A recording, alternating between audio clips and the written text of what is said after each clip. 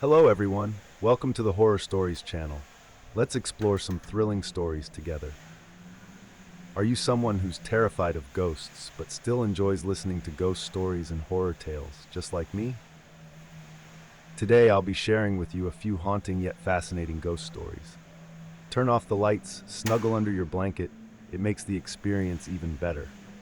Our story tonight takes place on a remote road with a chilling reputation, Ravenmore Highway. Ravenmore Highway is a desolate stretch of road that connects the bustling city of Ashford with the quiet coastal town of Havenport. For years, strange reports have surfaced about this highway, especially from those driving late at night. It's said that if you find yourself driving alone between midnight and 3 a.m., you might encounter someone, or something, standing on the side of the road, motioning for a ride. Many people have reported seeing a woman in a torn white dress, her face obscured by long dark hair, barely visible in the moonlight. But the closer you get, the more unsettling it becomes.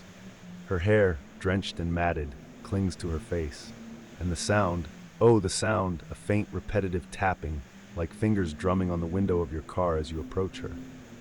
The terrifying part? The tapping comes from the inside of the car, even if your windows are tightly closed. One trucker, Marcus Hill, who frequently drives through Ravenmore on his nightly deliveries, shared his experience on a late-night radio show. According to him, one stormy night, visibility was near zero. He could hardly see the road ahead through the sheets of rain and flashes of lightning.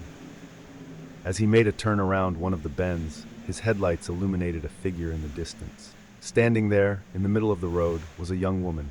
She wasn't moving, just standing perfectly still, her head slightly tilted as if listening to something. Marcus slammed on the brakes, his truck screeching as it skidded along the wet road. But when he opened his eyes, she was gone. He swore he had seen her, clear as day, despite the storm. His heart pounding, Marcus continued driving, thinking maybe it was just exhaustion playing tricks on his mind. But soon, the tapping began. Tap, tap, tap. It was soft at first, barely noticeable over the roar of the rain and the hum of the truck engine. Then it grew louder. Tap, tap, tap. It was coming from the passenger side window, even though he was driving alone. Too scared to look, Marcus kept his eyes on the road, but the tapping persisted, growing faster and more frantic. When he finally gathered the courage to glance over, the woman from the road was sitting in the passenger seat. Her hair hung limply around her face, but Marcus could see her eyes staring directly at him from behind the wet strands, empty, hollow, and black. Frozen with fear, he couldn't move, couldn't scream. His hands were locked on the steering wheel as the truck hurtled forward.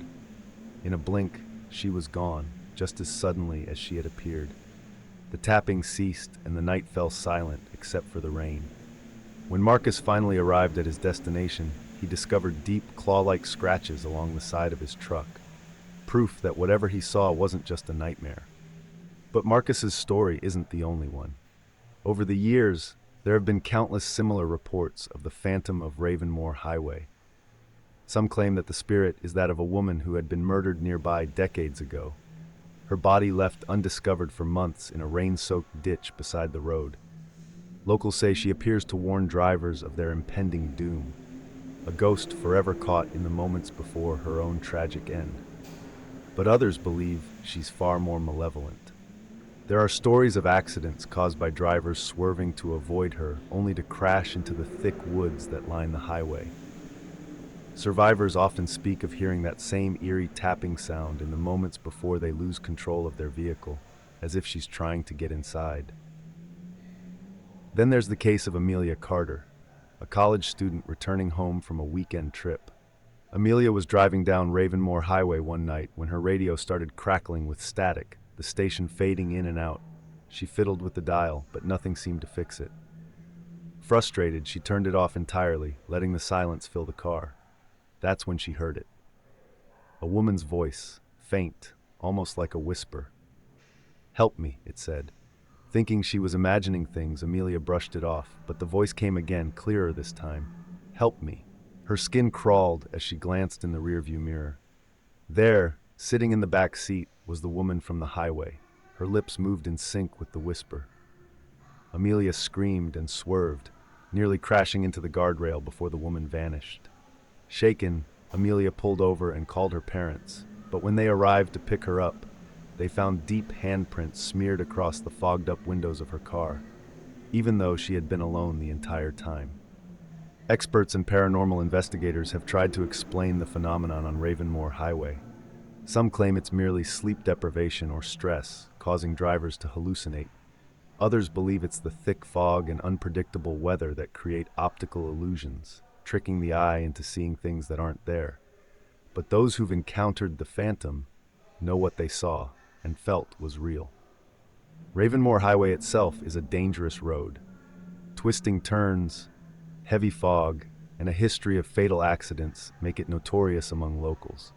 Some even say that the area is cursed, that the land itself harbors a dark energy that feeds off the fear of those who drive through it at night. It's no surprise that many people avoid the road altogether after dark, preferring to take the longer route through the mountains instead. But the truly terrifying thing? The encounters are becoming more frequent. What was once an occasional story shared among truckers and night shift workers is now being experienced by more and more people. The tapping, the whispers, the empty black eyes, they've all been seen by different people at different times. And they all report the same haunting feeling, that the woman isn't just a ghost stuck in a tragic past. She's hunting, searching for something or someone. So if you ever find yourself driving down Ravenmore Highway late at night, keep your eyes on the road. Don't stop for anyone, no matter how desperate they seem. And if you hear a faint tapping at your window, whatever you do, don't look. You might not like what you see. As dawn approaches on Ravenmore Highway, more stories emerge from those who dared to drive it after midnight. But despite the growing fear, there are always the skeptics. People who believe it's just local folklore, nothing more than an exaggerated urban legend designed to scare tourists and thrill seekers. Some even go as far as to mock the idea of a phantom haunting the highway, daring each other to drive it late at night, just to prove the tale false. One such skeptic was David Turner, a young journalist from Havenport. He'd heard all the stories about Ravenmore Highway and, like many others, thought it was nothing more than fiction. Determined to uncover the truth behind the so-called phantom, David decided to investigate the area himself. Armed with a camera, voice recorder, and his trusty notebook, he set off on the road one rainy evening in November. It was the perfect time for his investigation. The fog was thick, and the road was as deserted as the stories claimed. David's plan was simple: drive through the entire stretch of the highway, make stops at key locations where sightings were reported, and document any strange occurrences. But as he drove deeper into the fog, his confidence began to waver. The headlights barely pierced the mist, and the road seemed to stretch endlessly before him, winding and twisting with no clear direction. Despite his skepticism, he couldn't shake the eerie feeling that something was watching him from the shadows. After what felt like hours of driving in silence, David's car radio flickered to life. Static buzzed through the speakers, filling the car with a low, hissing sound. Frowning, he reached over to adjust the dial, thinking it was just the weather interfering with the signal. But as his hand touched the radio, the static abruptly cut off, replaced by a strange, distant voice. "David?" The voice whispered, soft but clear like a breath in the dark. David froze, his hand hovering over the radio. He hadn't touched the power button.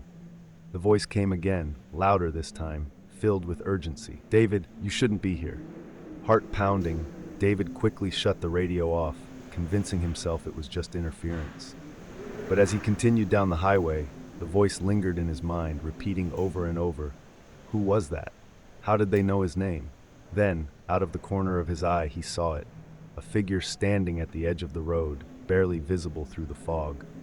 At first it was just a shadow, a blur in the mist. But as his car drew closer, the figure became clearer. It was a woman, wearing a tattered dress, her dark hair hanging limply around her face. She stood perfectly still, her head slightly tilted, as if listening for something. The road stretched out ahead of him, and for a brief moment David considered stopping. But then he remembered the stories. He remembered the warnings. David's grip tightened on the steering wheel as he drove past her, his heart racing. He didn't dare look back, though every instinct screamed at him to check the rearview mirror. As he sped down the highway, the air in the car seemed to thicken, the temperature dropping noticeably. He glanced at the dashboard. The heater was on, but it felt like ice had crept into the car. Then it happened. Tap. Tap. Tap.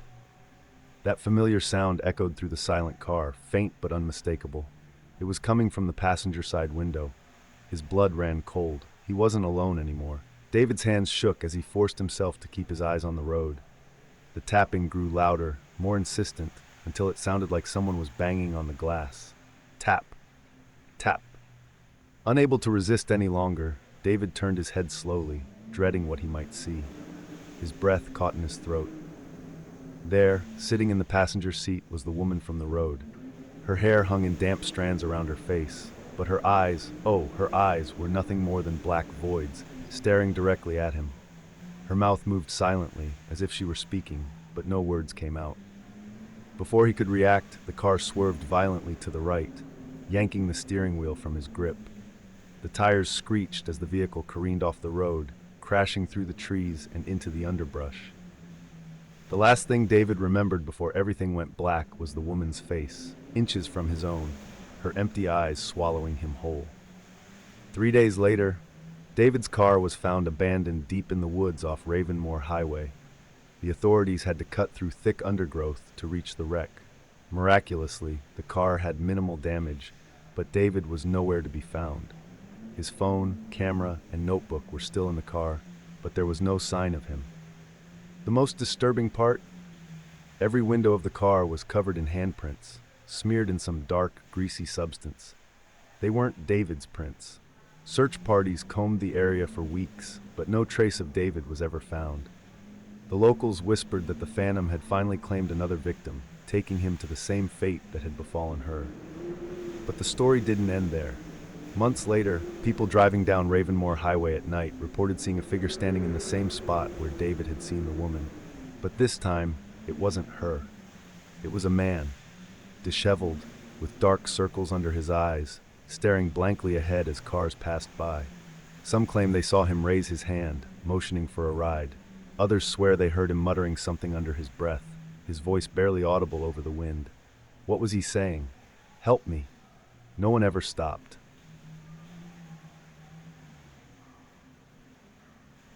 If you've ever attended Middleton High, you may have heard about the strange, unexplainable things that happen there. Every school has its secrets, but Middleton's are the kind of mysteries that keep you up at night. Stories of haunted hallways, ghostly figures, and rooms that seem to have a mind of their own have been passed down from student to student. But no one could say for sure if the stories were true. At least, not until we decided to find out for ourselves. It was May 13th, a Friday, the kind of date that only added to the superstitions. I'm Alex, and I've got 3 best friends, Mike, Josh, and Ethan. We're not the type to believe in ghosts or curses, so when we heard about the Middleton High curse, we laughed it off. But the rumors kept swirling. People said that if you stayed in the school past midnight in May, you'd witness things that defied explanation. There were stories about the statue near the front gate. People claimed its eyes followed you as you walked by. Then there was the 3rd floor hallway, where you could always feel someone or something following behind you. And if you dared to count the steps on the main staircase, you'd find there were more going up than there were coming down. In the science lab, some students said the taps didn't run water, but blood. The creepiest of all, though, was the 3rd floor bathroom. They said no one who went into stall number 3 at midnight ever came out alive. Like I said, we didn't believe in that kind of thing. So, we made a plan. We'd sneak into the school at midnight to prove it was all nonsense. The night of May 13th, we snuck out of our houses and met outside Middleton High. The moon was barely visible, hidden behind thick clouds. The school loomed over us, dark and silent. It was almost 12 a.m., and the building looked more menacing than usual. "Are we really doing this?" Mike asked, looking around nervously. Josh smirked. "What, you scared already?" "Let's just get this over with," Ethan said, leading the way. We approached the front gate, where the infamous statue stood, an old stone figure of the school's founder. Its face was weathered and worn, but its eyes were still sharp, staring straight ahead. According to the legend, the eyes would follow you as you passed by. We walked in front of it, trying to see if the eyes would move. The statue remained as still as ever, its gaze fixed to the left. We passed by a few more times, but nothing happened. "Told you it's just a statue," Josh said, laughing. "This is gonna be easy." Feeling more confident, we entered the school. The building was pitch black, the only light coming from our flashlights as we made our way through the empty halls. We headed straight for the main staircase, where the second part of the legend was supposed to unfold. "Let's start counting," I said, placing my foot on the first step. 1, 2, 3. We counted aloud as we climbed the stairs, reaching the third floor after 13 steps. 13 steps, just like always," Mike said, a little too cheerfully. We walked back down, counting again. This time there were still 13 steps. Nothing strange. We tried a few more times, but the number never changed. "Well, that's disappointing," Ethan muttered. "Let's check the science lab." The science lab was where things were supposed to get really weird. People said if you turned on the tap at night, something other than water would come out. We entered the lab, flicking on our flashlights to reveal the rows of empty desks and equipment. It smelled faintly of chemicals, and the air felt thick, almost oppressive. Josh grinned. "Let's see if the ghost plumbers showed up tonight." He turned the tap. Cold, clear water streamed out. "Guess the ghost is on vacation," he said. We were starting to get bored. Nothing was happening, and we figured we'd wasted a perfectly good night of sleep over some made-up ghost stories. That was when Ethan spoke up. "Let's try the bathroom." Now, the third-floor bathroom was a different story.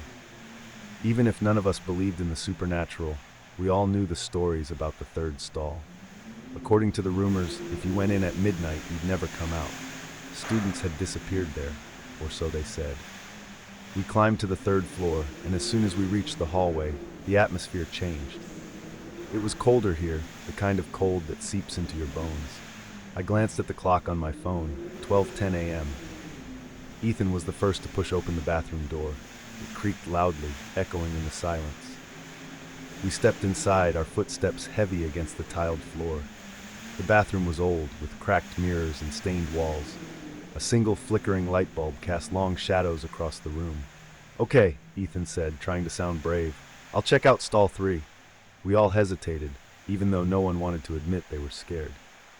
Finally, Ethan stepped forward and pushed open the door to the third stall. He walked in, and after a few moments, came out, looking unimpressed. "See?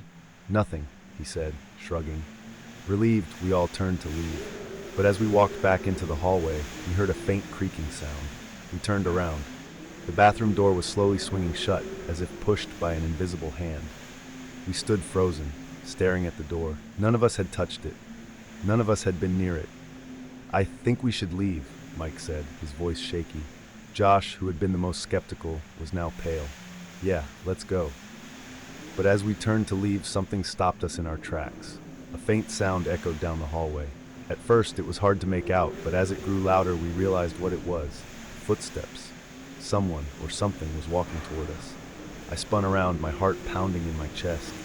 The hallway behind us was empty, but the footsteps continued, slow and deliberate, coming closer and closer.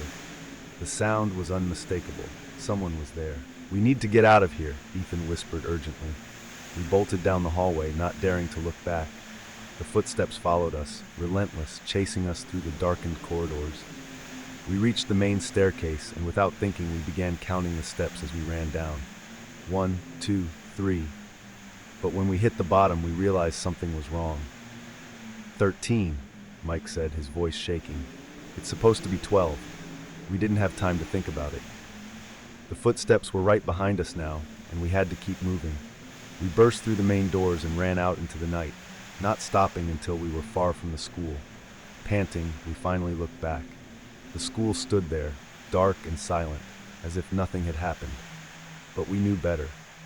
Something was in that school with us, and we had just barely escaped. The next day at school, things took a turn for the worse. Ethan wasn't there. At first, we thought maybe he was just late. But as the morning went on, it became clear that something was wrong. His parents showed up at school, frantic. They told the principal Ethan hadn't come home the night before. That was impossible. He had left with us. We'd all walked home together. I was certain of it. But as I replayed the events of the night, a terrible realization crept over me. Had Ethan really been with us when we left the school? Or had he stayed behind in that bathroom, without us even realizing it? My heart raced as the memory of the bathroom door creaking shut came back to me. We hadn't seen Ethan come out of the stall. I ran to the principal's office, Mike and Josh right behind me. We told the principal everything, from the statue to the staircase to the bathroom on the third floor. The principal listened, his face growing more serious with every word. When we finished, he said something that made my blood run cold. "The statue doesn't look to the left," he said quietly. "It's always looked to the right. I know, I designed it myself." We insisted that it had been looking to the left, but he shook his head. "That's impossible." We rushed to the main staircase, counting the steps as we went up and down. 12 steps, every time. No more, no less. Confused and scared, we finally made our way to the third floor bathroom. We pushed open the door to stall number 3. What we found inside will haunt me forever. Ethan was there, his body cold and lifeless. His face was frozen in a look of sheer terror, his eyes wide open as if he had seen something beyond our understanding. But that wasn't the worst part. In his hand, clutched tightly, was his phone. The screen was shattered, but the time on the display was still visible. It read 1:01 a.m. We stared at Ethan's body, unable to move, unable to breathe. His lifeless form was slumped against the wall, his phone still gripped tightly in his cold, pale hand. The time on the shattered screen, 1:01 a.m., burned into my mind, as if it held some kind of sinister significance. How could this be? Mike stammered, his voice trembling with fear. Josh stood frozen, his face drained of all color. He left with us. I swear he did. We all walked out together. But now, as I thought back to the previous night, the details felt hazy. We had been running, desperate to escape the school, our adrenaline blurring the events as we bolted through the hallways. Had Ethan been with us the entire time? Or had something taken him, without us even realizing it? The weight of what we were seeing was unbearable. Ethan, our best friend, had somehow died here, alone, in this cursed bathroom, and none of us had noticed. None of us had been able to save him. We have to tell someone, Mike whispered, pulling out his phone with shaking hands. I couldn't speak. My mind raced, replaying every moment of the night before, searching for some explanation. But nothing made sense. How could Ethan have died? How could his body be here, when we all swore we had seen him leave with us? The door to the bathroom creaked open behind us. We all jumped, spinning around to see the school principal, Mr. Warren, standing in the doorway, his face pale and drawn. Behind him stood Ethan's parents, their eyes wide with horror as they took in the scene. "Oh my God!" Ethan's mother gasped, covering her mouth as she stumbled back. Mr. Warren's gaze was locked on Ethan's body, his expression grim. "I don't know how this could have happened," he said quietly. I thought it was all just rumors." I stepped forward, my heart pounding in my chest. "Rumors? What rumors?" Mr. Warren sighed heavily, running a hand through his thinning gray hair. "I've heard the stories about this school, the things that happen here after midnight. I never believed them, not really. But now," he trailed off, his eyes lingering on Ethan's still form. "But now what?" Josh demanded, his voice shaky with anger and fear. "You knew something like this could happen, and you didn't say anything?" Mr. Warren turned to us, his expression filled with regret. "There have always been strange occurrences at Middleton High, especially in May. For as long as I've been here, students have told stories about the statue, the staircases, the science lab, and of course the third-floor bathroom. But they were just that, stories. I never thought anyone would actually get hurt." "Well, someone did get hurt," Mike snapped, his voice rising. "Ethan is dead, and you didn't do anything to stop it." Ethan's father knelt beside his son's body, his shoulders shaking as silent tears fell. I wanted to say something, anything, to comfort him, but the words wouldn't come. "We need to get out of here," I muttered, my throat dry. "This place, something is wrong with it." Mr. Warren nodded slowly.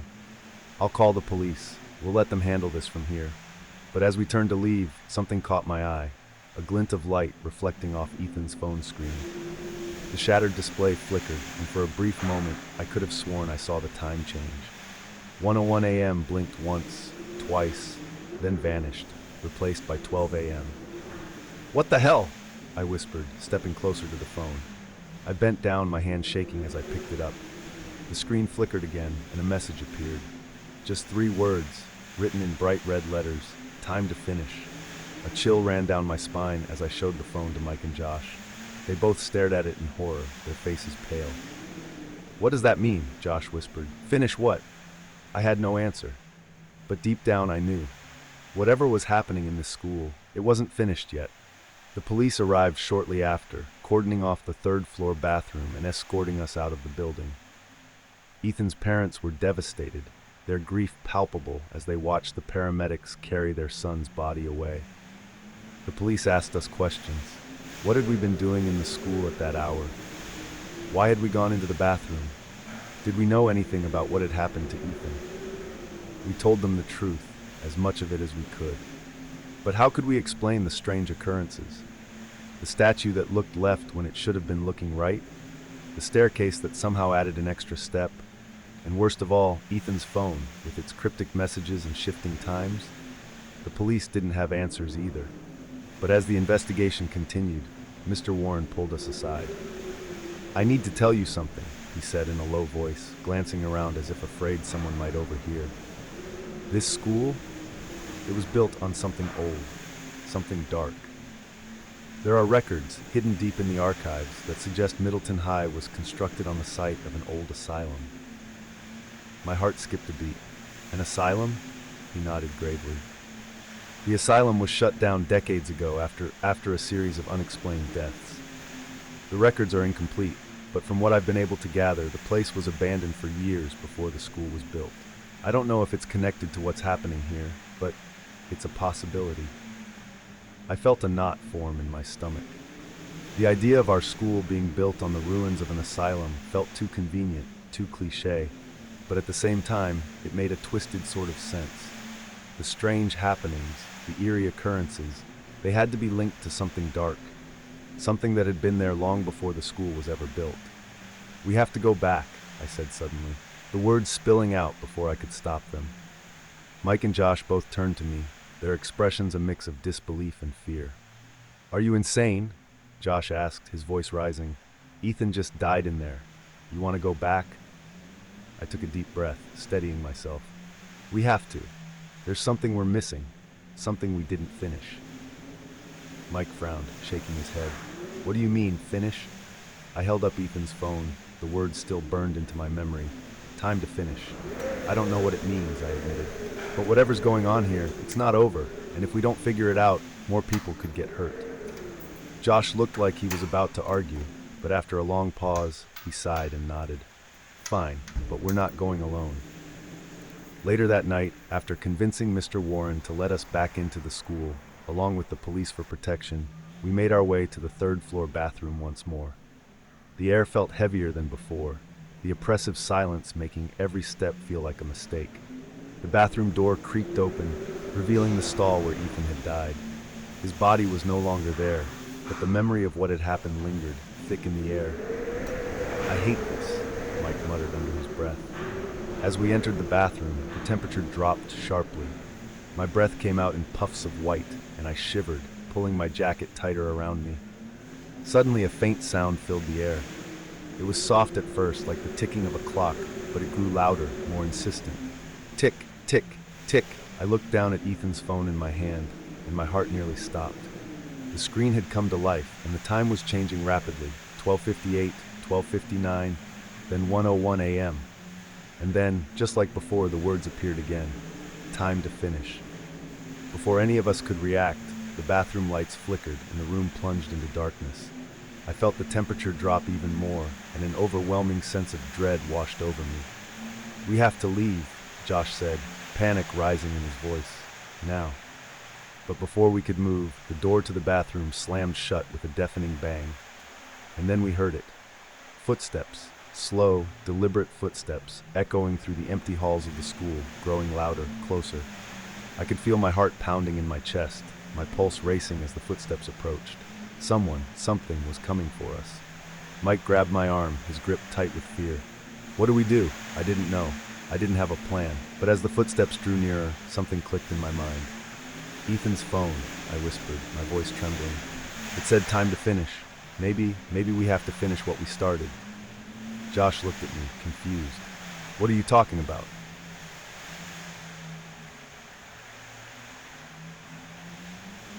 Dunwich High School, nestled on the outskirts of the sleepy town of Brimstone Valley, was an unassuming place by day. A typical high school with bustling hallways, routine classes, and bored students staring out windows. But at night, the whispers of unspeakable horrors filled the quiet air. No one dared to stay on campus after the sun set, not even the janitors. Over the years, the school had earned a sinister reputation due to the 7 haunting curses of Dunwich High. These curses had been passed down from one generation of students to the next, each new batch of students adding their own spin to the legends. But for those who had spent enough time at the school, there was one thing everyone agreed on. These were not just stories. Something darker, something unexplainable was at work. The story begins with Elijah, an introspective yet curious student at Dunwich High. Elijah had always been fascinated by mysteries, and his obsession with detective stories made him an excellent problem solver. He often daydreamed about cracking unsolved cases and uncovering hidden truths. Little did he know that his fascination would lead him into the darkest corners of his own school. Elijah's group of friends shared his inquisitive nature, though each had their own unique interests. First, there was Sam, a sharp-witted and resourceful tech whiz who could hack into nearly anything with ease. Then came Claire, whose love for photography had made her hyper-observant. She noticed details others often missed. Finally, there was Ethan and Olivia. Ethan was an aspiring novelist with a sharp tongue and a touch of arrogance, while Olivia was quiet and introverted, often feeling out of place, but with a natural talent for drawing. One thing was certain about the group. They were tight-knit, and Elijah considered them his second family. The 7 curses of Dunwich High had long been relegated to urban legend, but the events surrounding them were impossible to ignore. It was said that each curse had claimed at least one life or victim over the decades. While most students refused to speak about them in detail, Elijah and his friends, intrigued by the mystery, couldn't resist. Sam in particular was skeptical, always saying, "It's just a bunch of spooky stories to scare freshmen, nothing more." But Elijah felt differently. He had been hearing rumors about the recent disappearance of a student, Amelia White, who had supposedly vanished while investigating the 7th curse, the one that no one knew much about. This was the final piece of the puzzle that Elijah couldn't shake off. What if these curses were more than just tales to frighten people? What if there was a darker truth hiding behind these legends? One Friday afternoon, as the group sat together in the courtyard, Elijah couldn't hold back his thoughts anymore. "We need to find out the truth behind these curses," he said, looking around the group, his voice low but firm. "Something strange is going on at this school, and I think it's connected to Amelia's disappearance." Claire lowered her camera and raised an eyebrow.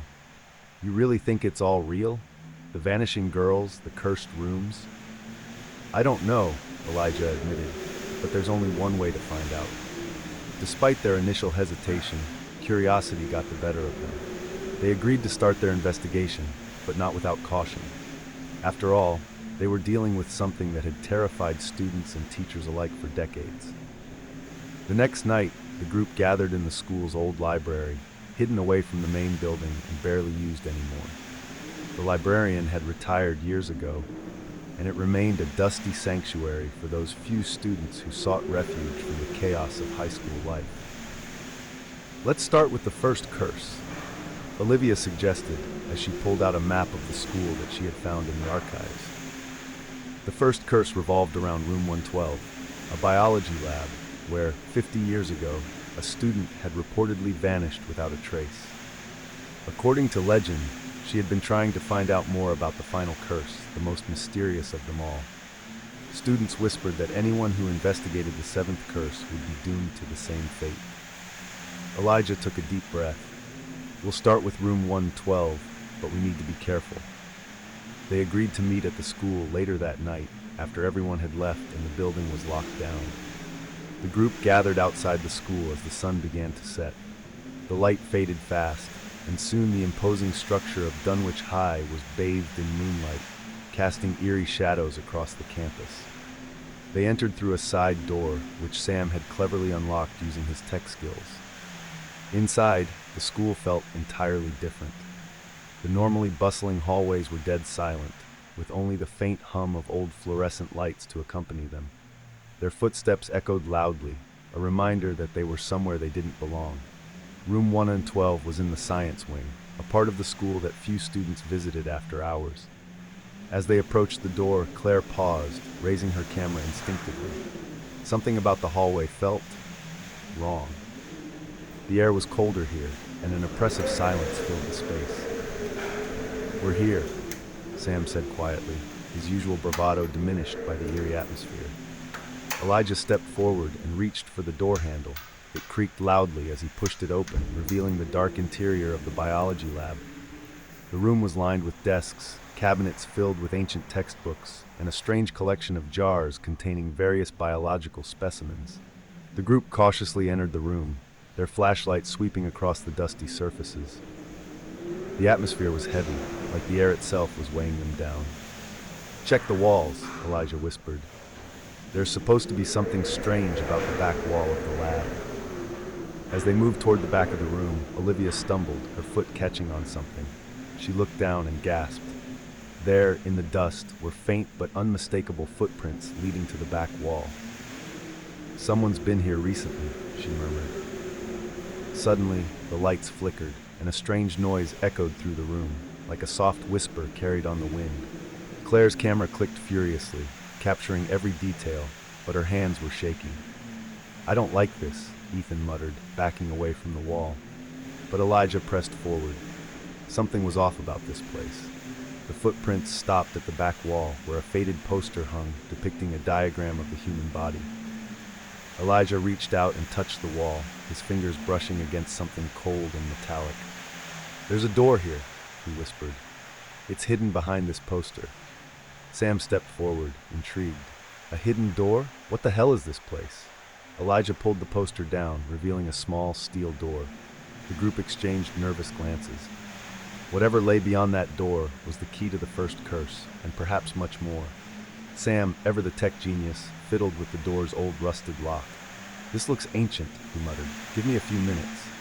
But as he worked, the temperature in the room dropped even further. Their breath misted in front of them, and the faint whispering grew louder. It was no longer a distant sound. It was close, too close. Claire raised her camera, snapping photos in every direction, but there was nothing there. "Sam, hurry!" Olivia urged, her voice trembling. The lock clicked, and the door swung open with a loud groan, revealing a narrow passage leading downward. The air that wafted out was cold and stale, like it hadn't been disturbed in decades. "I'm not going down there," Ethan said firmly, stepping back. But Elijah was already moving forward, his flashlight illuminating the steep stairs. "We have to," Elijah said, determined. "This is it, the answer to the first curse." The group followed reluctantly, descending into the darkness. The passageway led them to an underground chamber filled with old, rusted equipment. Strange symbols were scrawled on the walls, and in the center of the room stood an old, wooden chair. Elijah's flashlight flickered, casting long, eerie shadows across the room. Suddenly, the whispering stopped. It was silent, too silent. Then, without warning, the chair in the center of the room creaked, slowly turning on its own. Claire screamed, snapping a photo just as the chair spun around, revealing the skeletal remains of a girl slumped in the seat. Her face was twisted in a frozen scream. The room erupted in chaos. Olivia bolted for the stairs, but as she reached the top, the door slammed shut, trapping them all inside. "We're not alone," Ethan whispered, his voice barely audible. He backed away from the chair, his eyes wide with terror, and then they heard it, the sound of footsteps, slow, deliberate, and growing closer. "Elijah," Olivia whimpered, her back pressed against the cold stone wall. "We need to get out of here." The footsteps grew louder, echoing ominously through the underground chamber. Elijah's mind raced, trying to make sense of the situation. Who, or what, was walking toward them? And why were they trapped in this cursed place? Claire's camera flashed again, lighting up the room for a split second. In that moment, they all saw it. A shadowy figure standing at the bottom of the stairs, wearing a long, dark cloak and a white mask. Its face was emotionless, featureless, and terrifying in its stillness. The figure just stood there, unmoving, blocking their only exit. "It's the masked figure," Ethan whispered, his voice shaking. "The one from the legends." The masked figure took a slow step forward, and a soft, rhythmic tapping echoed through the room, like the ticking of an ancient clock. Sam, still struggling with the door's lock, cursed under his breath. "This thing's stuck. I can't open it." "Then we're sitting ducks," Claire cried, her voice barely holding back panic. "We have to do something." Elijah's eyes darted around the room. There had to be another way out. His flashlight scanned the walls, searching for cracks, tunnels, anything that could help them escape. Then his light caught something strange, an inscription etched into the stone, partially covered by dust and grime. The letters were faded, but they looked old, almost ancient. "Sam, help me read this," Elijah called out, beckoning his friend to come over. Sam, abandoning his efforts with the door, crouched beside Elijah and studied the inscription. "It's in Latin," Sam muttered, squinting at the faded writing. "Something about sacrifices and souls bound to this place." "Souls?" Olivia whispered, her eyes wide. "You mean the ones who died because of the curses?" Elijah nodded, his mind working furiously. "I think this place is more than just a cursed room. The spirits of those who died here, maybe they're tied to the curses. But if we figure out how to break the connection, we might be able to stop the masked figure." As the words left his mouth, the figure took another slow, deliberate step toward them. It was close now, so close they could hear its shallow, raspy breathing. Every breath it took sent a wave of icy dread through the group. "How do we break the curse?" Ethan asked, backing away from the approaching figure. Elijah's eyes fell on the symbols painted on the walls. These symbols, they're not just decorations, they're part of the curse. If we destroy them, we might have a chance. Without hesitation, Elijah grabbed a nearby metal rod and began scraping at the symbols, trying to erase the ancient markings. Sam quickly joined him, using his phone charger to scratch at the walls. Every stroke sent a strange, high-pitched ringing through the room, like the screech of nails on a chalkboard. The masked figure stopped. It tilted its head slightly, as if listening. Then, with terrifying speed, it lunged forward. Claire screamed as the figure's outstretched hand reached for her, but Olivia yanked her back just in time. "Keep moving! Don't let it touch you!" Olivia shouted, her voice filled with desperation. Ethan grabbed a nearby chair and swung it toward the figure. The wood shattered against its cloak, but the figure didn't even flinch. It kept advancing, its movements unnervingly calm, methodical. Elijah scraped furiously at the last symbol. "Almost there!" he shouted, his voice hoarse from the effort.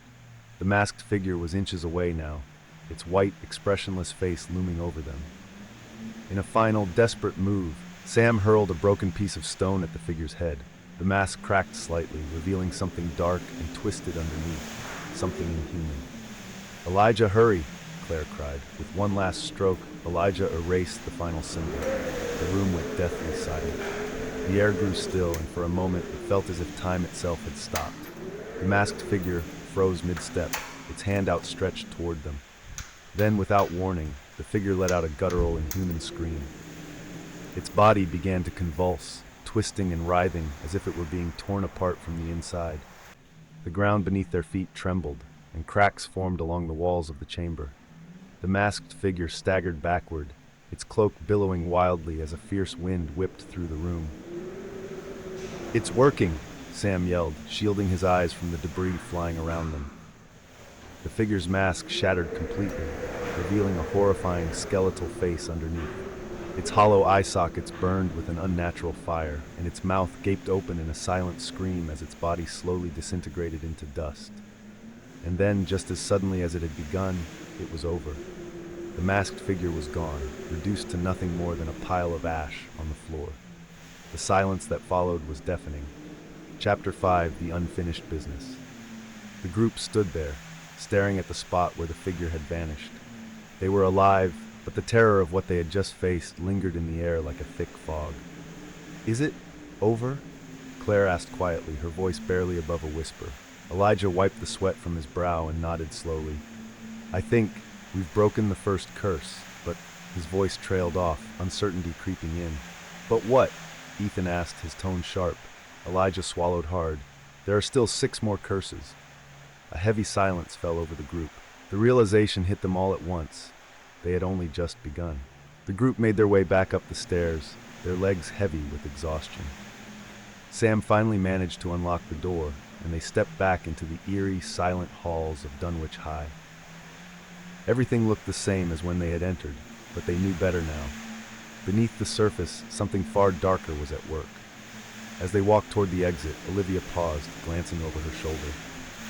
"What if it's not just about the curses?" she said softly. "What do you mean?" Elijah asked, turning to face her. Olivia hesitated, her eyes flickering with fear. "I mean, what if it's about us?" Elijah frowned. "Us?" "The curses, the figure, it came after us specifically. We triggered something when we started looking into them. What if?" Before she could finish, a loud crash echoed from down the hallway. The group froze, their hearts pounding in unison. "Did you hear that?" Claire whispered, gripping her camera tightly. They all turned toward the source of the noise. It had come from the direction of the old music room, where the second curse was said to reside. "We need to leave," Ethan said, his voice urgent. But Elijah shook his head. "No, we need to keep going." "What?" Sam looked at him like he was crazy. "You're telling me you want to go after another curse right now? We barely survived the first one." "I know," Elijah admitted. "But if we don't figure this out, the school's not safe. None of us are safe. We need to break all 7 curses before whatever's controlling them finds a way to come after us again." The others exchanged uneasy glances. They knew Elijah was right, but the thought of facing another deadly curse so soon was almost unbearable. Still, they had no choice. "Fine," Olivia sighed. "But let's be smarter about this one. We need a plan." Elijah nodded. "Agreed. We go into the second curse together. No splitting up, and we stay close. Whatever's behind these curses, it's more dangerous than we thought." As they approached the music room, the air grew colder again. The faint sound of a piano playing drifted down the hallway, a haunting melody that sent chills down their spines. "The second curse," Claire whispered. "The cursed piano." Elijah took a deep breath, his hand hovering over the doorknob. "Ready?" No one answered, but the look in their eyes said enough. He turned the handle, and the door creaked open. Inside, the music room was bathed in moonlight, casting long, ghostly shadows across the floor. In the center of the room sat an old grand piano, its keys moving on their own, playing that same eerie melody they had heard in the hallway. As they stepped inside, the door slammed shut behind them, and the piano stopped playing. The only sound in the room was the group's labored breathing. The oppressive silence of the music room was deafening, broken only by the occasional creak of the piano, as if it were alive, waiting. Claire raised her camera again, the flash illuminating the eerie space. "It's playing by itself," she whispered, her eyes wide with terror. "We're in the second curse now," Sam muttered, his voice barely audible. "The cursed piano. No one ever made it out after hearing it play." "Thanks for the encouragement," Ethan snapped, though his voice trembled. Elijah moved cautiously toward the piano, his heart racing. As his fingers brushed against the smooth, cold wood, a sudden wave of nausea washed over him, almost as if the room itself was rejecting him. The others stayed rooted in place, watching Elijah with wide eyes as he stood before the cursed piano. The room seemed to throb with a life of its own, the air thick with a presence they couldn't see but could certainly feel. Every nerve in Elijah's body screamed for him to back away, to leave the piano untouched, but he was drawn to it. Something about it demanded his attention. Suddenly, a single note rang out, a soft, haunting sound that echoed through the room. Elijah jerked his hand away from the piano, but it was too late. The note seemed to resonate, growing louder with each passing second, as though the air itself was vibrating with some unseen force. "Elijah, step back!" Claire shouted, her voice panicked. But before Elijah could move, the room was filled with the sound of the piano playing by itself. The keys pressed down in quick succession, playing a frantic, dissonant melody. It was chaotic, like a scream translated into music. The sound was maddening, as if the piano were pouring out all the anguish and horror of the students who had encountered the second curse before. "It's playing the song!" Olivia gasped, backing away toward the door. That's the melody they say kills anyone who hears it. Sam grabbed the door handle and pulled, but it wouldn't budge.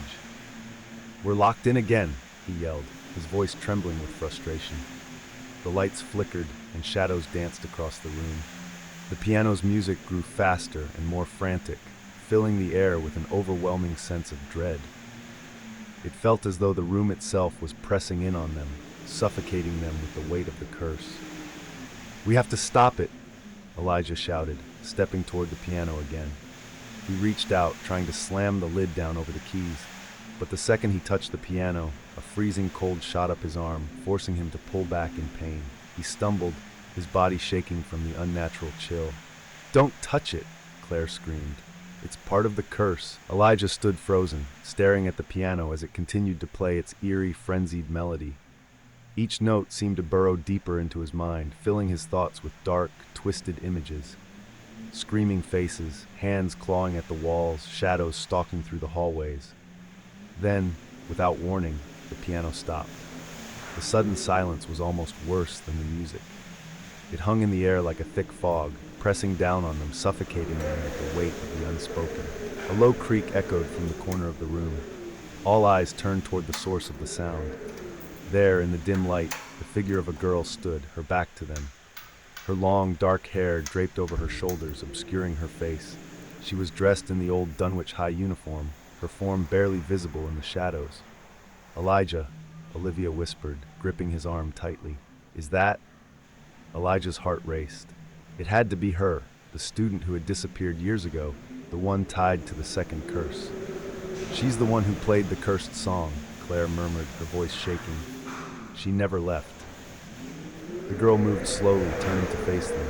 Her face was pale, almost translucent, with hollow eyes that seemed to glow faintly in the dark. She opened her mouth, but no sound came out.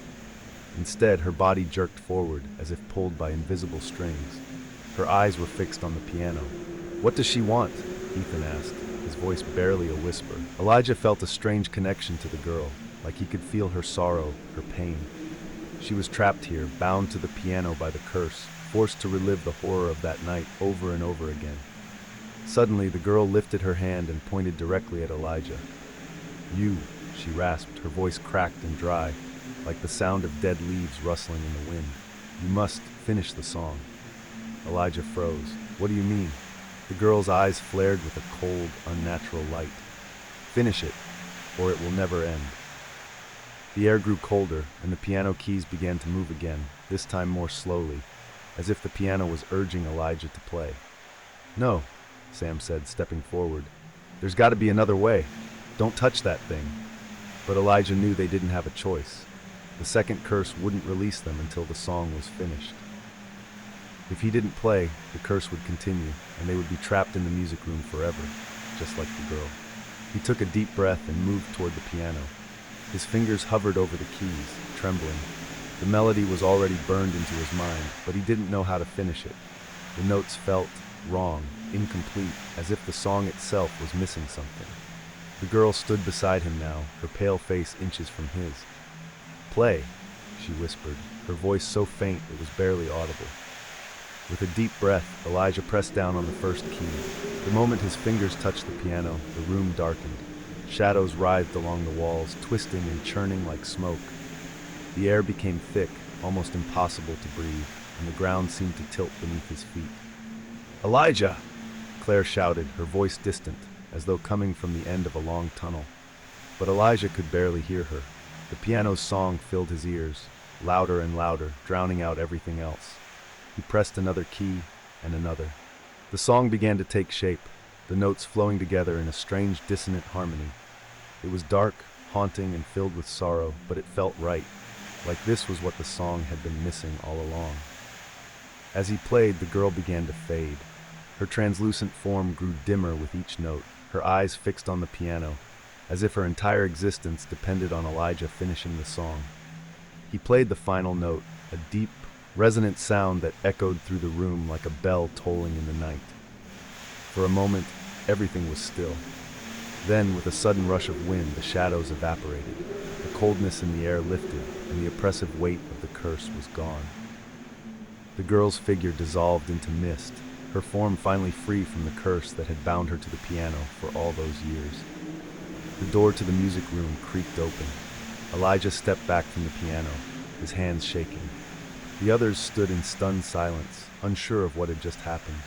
"It's over," Elijah whispered, his voice hoarse. Olivia let out a shaky breath. "The second curse, we broke it." But even as they stood there, relieved to have survived another encounter with the curses, Elijah couldn't shake the feeling that something was still wrong. The piano was silent now, but the air still felt heavy, as if the curse had left something behind. "We need to keep moving," Sam said, his voice tense. "If the second curse was this bad, I don't even want to think about what's next." Elijah nodded. "The next curse, it's tied to the well outside, isn't it?" Ethan swallowed hard. "The well of blood," he muttered. "They say a girl fell in and—" "Don't say it," Claire cut him off, her face pale. "We've broken 2 curses. We'll break the rest, but we need to stick together." The group moved toward the door, ready to face whatever lay ahead. But as they stepped out into the hallway, a low, guttural sound echoed from behind them. Elijah turned slowly, his heart skipping a beat. The piano lid had slammed shut on its own. The next day, Elijah and the group returned to Dunwich High after school, their faces still pale from the events of the night before. The cursed piano had been more than just a frightening legend. It had been real, and they knew that whatever awaited them with the third curse would be just as dangerous. The well of blood was the stuff of nightmares. According to the legend, a girl named Alice had fallen into the well while drawing water decades ago, and when the bucket had come up, it wasn't filled with water, but with blood. No one knew what happened to Alice after that, and it was said that anyone who approached the well would suffer the same fate. As the group gathered near the school's courtyard, the old stone well loomed before them. It had been fenced off years ago, but the iron bars were rusted and bent, making it easy to slip through. "This is it," Sam said, his voice low. "The well of blood." Elijah nodded, his gaze fixed on the dark opening of the well. The air was colder here, and the ground felt damp beneath their feet, as if the earth itself was soaked in something it shouldn't be. "I don't like this," Olivia muttered, rubbing her arms. "It feels wrong." Ethan stepped forward, staring down into the well's depths. "There's no water in there," he said, his voice barely audible. "It's completely dry." Claire raised her camera, snapping photos of the well's stone walls. "There's something strange about the markings here," she said, squinting at the patterns etched into the stone. "They're the same as the ones in the music room." Elijah stepped closer to the well, peering down into the gaping black hole. The air around it felt unnaturally cold, and the stone walls seemed to pulse with an ancient, unspoken energy. Claire was right. There were strange, intricate markings etched into the stone, almost identical to the ones they had seen in the music room. They spiraled downward, disappearing into the darkness below. "This can't be a coincidence," Elijah murmured, running his fingers over the carvings. "The symbols are connected to the curses." Sam, who had been pacing nervously, stopped and glanced at the well. "So what now?" "We just jump in and hope for the best." "No one's jumping in," Olivia snapped, her voice shaking. "We need to be smarter about this." "Wait," Claire said, lowering her camera. "In the old records, didn't it say that Alice was trying to pull something up when she fell in? What if that's the key? Maybe there's something still down there, something we're supposed to find." Elijah nodded slowly. "You're right. If the curses are connected, maybe whatever Alice was trying to retrieve could help us break this one." The group stood in tense silence, staring at the well. The dark, gaping hole seemed to beckon them, its depths filled with secrets they were afraid to uncover. But Elijah knew they had no choice. They had already broken 2 curses, and there were still 5 more to go. If they stopped now, the remaining curses would continue to claim victims. Sam grabbed a nearby rope, long and frayed but still usable, and tied it securely to one of the old iron bars that lined the well. "We'll need to be careful," he said, testing the rope's strength. "If something happens down there, we need to pull whoever's in back up fast." "Who's going down?" Ethan asked, his voice thick with apprehension. Elijah stepped forward. "I'll go." "No, you won't," Claire interrupted, her voice firm. "You're the one who's figuring all this out. If something happens to you, we're screwed." Elijah hesitated, but Claire was right. He was the one piecing together the connection between the curses. If he went down and something happened, they'd be left in the dark. After a moment, Olivia spoke up. "I'll go," she said quietly. The group turned to her in surprise. "I'm the smallest," she continued, avoiding their gazes. "I'll be easier to pull back up if something goes wrong. Plus, I need to do something." Elijah nodded, though he felt a tight knot of anxiety forming in his stomach. "Be careful," he said softly. "If you feel anything strange, get out immediately." Olivia gave him a small, nervous smile and took the rope. With a deep breath, she began lowering herself into the well. The rope creaked under her weight, and the sound echoed ominously through the stone shaft. The group watched in silence as Olivia's figure disappeared into the darkness, the sound of her movements growing fainter. The air around them grew colder, and the oppressive feeling that had surrounded the well seemed to deepen. "Olivia," Elijah called down, his voice tight with tension. "Do you see anything?" For a moment, there was no answer. Then, Olivia's voice floated up from the darkness, muffled but clear enough to hear. "I'm almost at the bottom. It's really damp down here. There's something strange. The walls are covered in more of those symbols." Elijah exchanged a look with Sam, who nodded grimly. The symbols were clearly more than just random carvings. They were part of whatever curse had taken hold of the school. Suddenly, Olivia's voice rang out again, this time more urgent. "I see something." Elijah's heart leaped into his throat. "What is it?" There was a brief pause, followed by Olivia's reply. "There's a bucket here. It's old, rusted, but it's definitely the one from the story. And, oh my God!" "What?" Claire called out, her voice trembling. "What do you see?" "The bucket. It's full of something," Olivia said, her voice barely above a whisper. "It looks like blood." The group froze. The legend of the Well of Blood wasn't just a story, it was real. "Get out of there," Ethan urged, his face pale. "Now." But Olivia didn't move. "Wait, there's something else." Her voice grew distant, as if she were speaking from far away. "There's something in the blood, something shining." "Olivia, don't touch it!" Elijah shouted, his heart racing. "Get out of there!" But it was too late. There was a sudden deafening crash from below, and the rope jerked violently. The group jumped back in shock, their hands gripping the rope tightly. "Olivia!" Claire screamed, rushing to the well's edge. For a moment there was no sound but the frantic creaking of the rope as it swayed back and forth. Then a chilling, blood-curdling scream echoed from deep within the well. It was Olivia's voice, filled with sheer terror.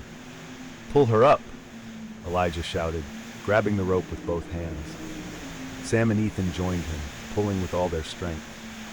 The rope strained under the pressure, and the air around them grew colder and colder, almost unbearable. As they pulled, Olivia's figure slowly emerged from the darkness. She was soaked, her clothes drenched in a thick, dark liquid that smelled like rust and decay. Her face was pale, her eyes wide with horror, and her hands were clenched tightly around something, a small silver locket, covered in blood. "What happened?" Claire asked, her voice shaking as she helped pull Olivia to solid ground. Olivia collapsed onto the grass, gasping for breath, her hands trembling as she clutched the locket. "There's something down there," she whispered, her voice weak. "Something. Alive." Elijah knelt beside her, his heart pounding. "What did you see?" Olivia's eyes filled with tears, and she held out the bloodied locket. "I saw her. Alice. She's still down there, trapped, but she's not human anymore. She's something else, and she told me we're not supposed to leave." The group fell silent, the weight of Olivia's words pressing down on them like a dark cloud. The curse of the well had claimed Alice, and now it wanted them too. Elijah took the locket from Olivia's trembling hands, studying it closely. It was old, tarnished, but there was something engraved on the back, more symbols, just like the ones on the walls of the well. He had no idea what they meant, but one thing was clear. They were tied to the curse, and if they wanted to survive, they had to break it. "What do we do now?" Ethan asked, his voice barely a whisper. Elijah stood, clutching the locket tightly. "We figure out what this means," he said firmly, "and we break the curse." But even as the words left his mouth, the ground beneath them rumbled. A low, guttural groan echoed from the well, and the air around them grew colder, almost suffocating. The curse wasn't going to let them go that easily. The group hurried away from the well, their nerves rattled and their thoughts racing. They knew that the third curse, the curse of the well of blood, was far from over. Whatever they had awakened in the well was still watching them, still waiting. But as Elijah clutched the blood-stained locket in his hand, he couldn't help but feel that they were one step closer to uncovering the truth. "We need to figure out what these symbols mean," Elijah said as they walked through the courtyard. "There's a pattern here, something we're missing." "It's got to be some kind of ancient language," Sam suggested, glancing nervously over his shoulder. "Maybe if we compare the symbols from the well and the music room, we can decode it." Claire nodded. "I have photos of both. We can go over them when we're somewhere safe." The group made their way back into the school, the oppressive weight of the curses still heavy in the air. They had barely made it through the first two, and the third was still looming over them. But now, they had to face the fourth curse, the phantom on the 13th step. The legend of the fourth curse was simple, but terrifying. It was said that any student who stepped on the 13th stair of the old staircase in the west wing would suffer a deadly accident within a week. The stories varied. Some students were hit by cars, others drowned, and some just disappeared without a trace. But they all had one thing in common. They had all stepped on the 13th stair. As they approached the staircase, a sense of dread filled the air. The old wooden stairs creaked beneath their feet, and the dim light from the overhead bulbs flickered as if they were nearing something sinister. "Do we really have to do this?" Ethan asked, his face pale. "I mean, maybe this one is just a coincidence. Maybe the accidents were just bad luck." "You really believe that?" Olivia said softly, still trembling from her encounter at the well.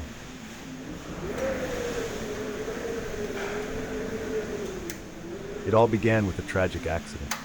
In the summer of 1987, Mrs. Lin, an elderly woman from Nanjing, boarded a flight with her beloved cat, an elegant Persian with fur as white as snow.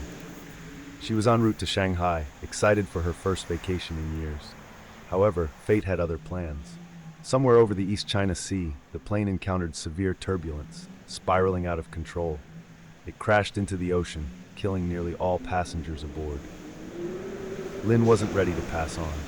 In the moments before the crash, consumed by terror, she tightly clutched her cat, whispering prayers. When the plane finally went down, her spirit, desperate to survive, latched onto the only living thing left, her cat.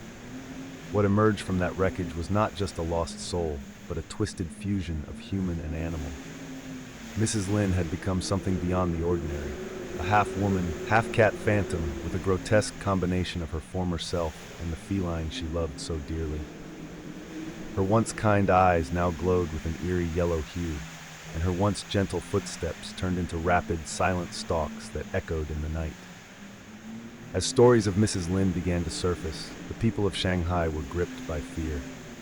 The first sightings came from the Old Yew Garden district. At night, children would report seeing a figure leaping between rooftops, moving too fast for a human, yet too fluid for any animal. Those who caught a closer glimpse described her with pale, wrinkled skin, thin white hair cascading over her face, and long, claw-like fingers that shimmered like a cat's sharp talons under the moonlight. It wasn't just the sightings that scared people, it was what she did. Mrs. Lin had developed a terrifying reputation for targeting children, especially those wandering alone at dusk. Witnesses claimed she would lure them with soft meowing sounds, her voice blending perfectly with the stray cats that roamed the narrow alleys. By the time the children realized the meows weren't coming from a cat, it was too late. Mrs. Lin would pounce, silent, swift, and merciless. Those lucky enough to escape would often hear the rapid clicking of claws on cobblestone streets as she chased them, and others described the distinct smell of seawater following her, as if the ghost carried the stench of the ocean grave she came from. But there was something even more terrifying about Mrs. Lin, something that made her stand out from other spirits. Unlike most ghost stories where the spirit lingers or moves slowly, Mrs. Lin could run faster than any human, and she could jump high enough to leap between buildings in a single bound, like a cat chasing its prey. This is why, once you caught her attention, running was futile. She would be on you in seconds, her nails digging into your skin, dragging you away into the shadows where she would disappear with you into the mist. By the end of 1988, Mrs. Lin's legend had become so widespread that parents refused to let their children play outside after dark. Schools in Shanghai reported drastic drops in attendance, particularly among younger students, who were too afraid to walk to school alone. One story in particular made headlines when a boy named Wei Jun vanished while playing near the Suzhou River with his friends. According to his companions, they heard faint meows, but no cat was in sight. Moments later, Wei Jun screamed and was gone, as if he had been snatched by an unseen force. His body was never found. This incident brought the legend to national attention. Parents demanded answers, and soon authorities were involved. But no logical explanation could account for the growing number of children disappearing without a trace. In early 1989, the fear surrounding Mrs.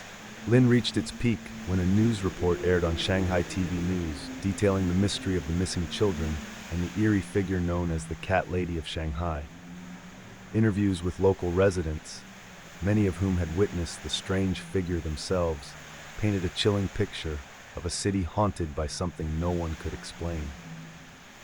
Some speculated that the ghost was a manifestation of collective trauma after the plane crash, while others believed it was nothing more than a series of unfortunate coincidences. However, for those living near Yew Garden and the Bund, the legend was far too real to dismiss. Mrs. Lin was more than just a ghost story. She had become a symbol of fear, one that no one dared to speak of unless absolutely necessary. Then, the Temple Street incident happened. In the summer of 1990, a group of university students, eager to debunk the myth once and for all, decided to visit the rumored hotspots of Mrs. Lin's appearances. Armed with flashlights, cameras, and a fearless attitude, they ventured deep into the narrow alleyways near the old city where her ghost was said to roam. For hours, they found nothing. No signs of movement, no strange sounds, just the quiet hum of the city at night. As they reached the temple of the city god, the group decided to take a break, joking about how ridiculous the rumors were. That's when they heard it, a faint meow, barely audible over the sound of their laughter. At first they ignored it, thinking it was just a stray cat, but the meowing grew louder, more persistent. One of the students, Chen Shi, noticed something unusual in the distance. At the far end of the alley, barely visible in the dim light of the street lamps, was a hunched figure. It wasn't moving, just watching. Its head was tilted to the side, as though curious. As the students approached, the figure suddenly moved with impossible speed, leaping onto the roof of a nearby building in a single bound. The students stood frozen in shock, unable to believe what they had just seen. The claws clicked against the roof tiles, and a low, guttural growl echoed from above. Panic set in. They turned and ran, the sound of clicking claws and meows following them as they sprinted through the narrow streets. Chen Shi, lagging behind the others, felt a sudden cold grip on his ankle. He looked down, only to see long, bony fingers wrapped around him, Mrs. Lin's claws. Her face, a twisted mix of human and feline features, loomed over him, eyes glowing with a hunger that no words could describe. With a scream, he kicked free and ran, the sound of her nails scraping against the ground behind him. He barely made it back to his dormitory that night, shaken and pale, recounting the encounter to anyone who would listen. Since that night, the students refused to speak of what had happened. Chen Shi, however, never fully recovered. He dropped out of university a few months later, moving far away from Shanghai, vowing never to return. The legend of Mrs. Lin still persists, even today. Though the sightings have grown fewer over the years, people still report hearing the occasional meowing in the dead of night, especially near the alleys of Yew Garden. Some say it's just stray cats. Others aren't so sure. So if you ever find yourself walking the quiet streets of Shanghai late at night and hear the faint sound of a meow, be careful. It might not be a cat after all.